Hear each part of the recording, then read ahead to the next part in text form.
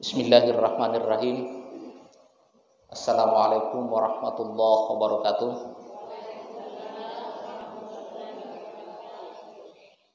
Subhanallah walhamdulillah wa la ilaha illallah wallahu akbar wa la haula wa la quwata illa billahil aliyul azim.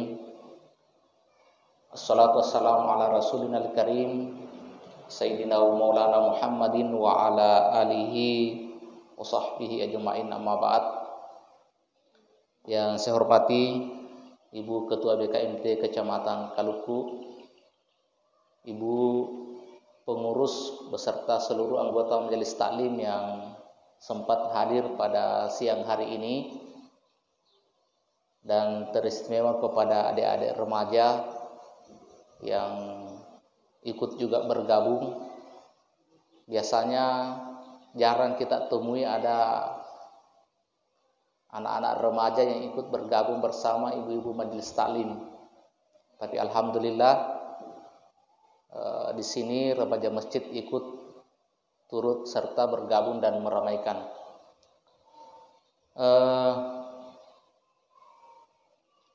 Alhamdulillah hari ini walaupun kita dalam keadaan puasa, tetapi insya Allah dengan berpuasa lalu kita datang ke majelis ilmu, yakin dan percaya pahalanya jauh lebih di atas dibandingkan ketika kita bermajelis di hari-hari biasa.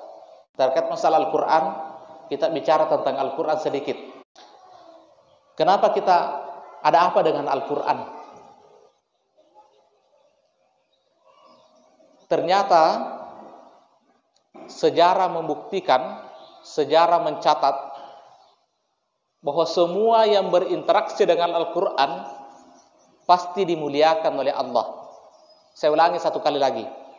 Semua yang berinteraksi dengan Al-Quran pasti diberkahi dan dimuliakan oleh Allah. Kita buktikan melalui sejarah. Dalam satu tahun ada berapa bulan? Ada 12 bulan. Dari 12 bulan yang paling mulia atau sayyidus syuhur, pemimpinnya bulan ada berapa? 1, bulan suci Ramadan. Karena segala sesuatu itu ada pemimpin yang diciptakan oleh Allah. Pemimpinnya malaikat siapa? Malaikat Jibril. Pemimpinnya Nabi Muhammad SAW. Pemimpinnya Masjidil Haram. Pemimpinnya kitab suci Al-Quranul Karim. Pemimpinnya air Zam-Zam. Pemimpinnya batu, Hajaratul Aswad. Pemimpinnya tanah suci Mekah. Pemimpinnya bulan suci Ramadan. Pemimpinnya hari Jumat. Semua ada pemimpinnya. Kenapa bulan Ramadan menjadi bulan yang paling mulia? Syahrun Mubarak, Syahrun Azim kata Nabi. Karena Syahrul Ramadan allazi unzila fihil Qur'an.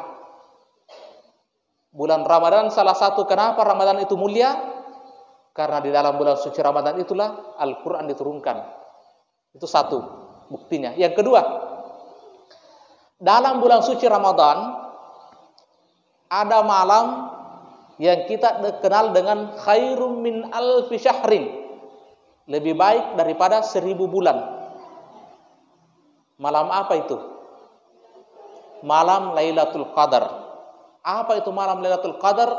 Malam diturunkannya Al-Quran. Malam itu mulia dibandingkan dengan satu Ramadan dengan 30 Ramadan yang lainnya, karena malam itulah Al-Quran diturunkan. Bulan Ramadan mulia, lebih mulia dibandingkan 12 bulan lainnya, karena bulan itu di mana Al-Quran diturunkan. Malam Lailatul Qadar lebih mulia dibandingkan dengan malam-malam lainnya, karena malam itulah diturunkan Al-Quran. Kenapa tanah suci Mekah mulia? Kenapa Madinah mulia? Bahkan ketika kita salat di sana, itu ribuan kali lipat pahalanya dibandingkan ketika kita salat di tempat dimanapun di muka bumi ini, selain di 2 tempat itu. Kenapa mulia? Karena disitulah Al-Quran diturunkan. Makanya ada namanya surah Makkiyah, surah yang diturunkan di Mekah. Dan ada namanya surah Madaniyah, yaitu surah yang diturunkan di Madinah. Maka Mekah, Madinah mulia karena disitulah Al-Quran diturunkan. Di Mekah ada namanya Gua Hira yang sekarang dikenal dengan Jabal Nur. Gua Jabal Nur, gunung bercahaya. Kenapa gunung itu mulia? Karena di bukit itulah, di gua itulah Al-Quran diturunkan oleh Allah Subhanahu wa ta'ala. Maka kesimpulannya, kalau kita mau berkah hidup kita, mau mulia hidup kita, maka banyak-banyaklah berinteraksi dengan Al-Quran. Saya tidak bisa baca Al-Quran karena saya tidak pernah belajar waktu kecil. Oke, tetapi ada jalan orang bisa dapat pahala seperti orang yang lancar membaca Al-Quran. Caranya apa? Ketika Allah memberikan kelapangan rezeki, beli Al-Quran, wakafkan Al-Quran ke masjid, wakafkan Al-Quran ke rumah-rumah tahfiz, wakafkan Al-Quran ke TPA-TPA, di akhirat kelak kita akan kaget ketika tiba-tiba kita dapat pahala hafalan Al-Quran, ketika kita tiba-tiba dapat pahala membaca Al-Quran, padahal di dunia kita tidak bisa mengaji, ataupun mengaji tersangkut-sangkut bacaannya. Lebih lancar kalau baca SMS dan WA. Tetapi kenapa kita dapat pahala sebesar itu? Kita bertanya, ya Allah, dari mana pahala ini? Padahal saya tidak pernah membaca Al-Quran selancar ini. Bahkan saya bukan penghafal Al-Quran. Lalu Tuhan mengatakan, di dunia engkau pernah menyisihkan sebahagian dari hartamu, sehingga engkau sumbangkan Al-Quran ke TPA. Engkau sumbangkan Al-Quran, wakafkan Al-Quran ke masjid. Maka hari ini engkau pantas mendapatkan pahala itu tanpa mengurangi pahalanya orang yang mengaji. Wa naktubu ma qaddamu. Coba kita baca sama-sama. Inna nahnu nuhil mauta. Pasti ibu-ibu hafal ini majlis taklim. Inna nahnu nuhil mauta wa naktubu. Mana suaranya ibu-ibu? Belum makan siangnya? Tidak hanya menjadi beban, maka jadikan HP itu untuk berbagi kebaikan, supaya ada yang ngimbangi. Jadi kalau ada ceramah-ceramah bagus, tip, kita suka, share di Facebook tak. Ada ceramahnya Abdul Somad kita suka, share di Facebook tak. Ada dari channel Syamsuddin SHI kita suka, share di Facebook tak. Dapat pahala. Tapi hati-hati juga, jangan sembarang kita share di Facebook tak, walaupun itu ceramah. Karena itu, kalau kita mau berbagi, berbagilah channel yang kita memang sudah kenal bahwa insya Allah channelnya bagus. Ajaran-ajarannya adalah ajaran-ajaran yang menyejukkan, bukan yang mengajarkan ujaran-ujaran kebencian dan kekerasan. Banyak sekali cara kita untuk mau dapat pahala, banyak sekali. HP bisa jadi sumber pahala, tapi bisa juga jadi sumber dosa. Kapan jadi sumber pahala? Ketika kita gunakan berbagi kebaikan. Bikin ke status yang tidak menyinggung atau yang bisa memberi nasihat kepada orang lain. Insya Allah dapat pahala. Datang ke majelis taklim, ada foto tak di sini, upload ki. Insya Allah bisa dilihat orang. Bukan kita mau pamer, tidak. Orang bisa lihat, oh di sana ada majelis taklim. Bisa jadi terinspirasi orang lain. Kalau di sana bisa, kenapa kita tidak? Akhirnya majelis taklim juga di sana. Jadi banyak ruang kita untuk dapat pahala. Tapi kalau salah-salah, HP juga bisa menjerumuskan kita ke dalam neraka. Karena itu,